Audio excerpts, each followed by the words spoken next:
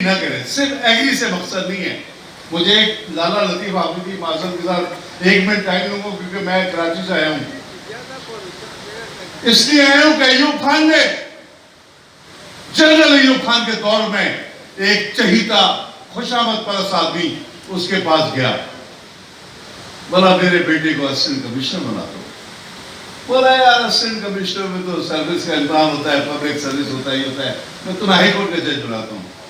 बोला साहब हाईकोर्ट का जज मैं कैसे बन सकता हूँ, मुझे तो इतना पढ़ा लिखा मेरा बेटा काबिल नहीं है। वो बस बोला बाबा एग्री के स्पेलिंग याद करा दो, एग्री AGREE एग्री, उसको याद करा दो, उसको मैं हाईकोर्ट का जज बनाता हूँ।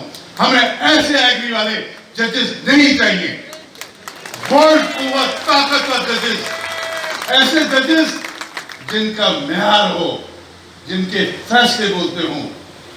उन लोगों ने, मेरे लड़ेड दोस्त ने कहा, सईद-उज़्ज़मा सिद्दीकी, वजीउद्दीन अहमद ऐसे लोग जिन्होंने माशाअल्लाह के वो मैं लोगों के लिए जीता हूँ, मैं लोगों के साथ उठता बैठता हूँ।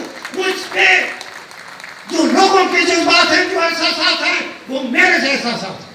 उस एहसासात के जज्बात में उसने जो एक गलत लफ्ज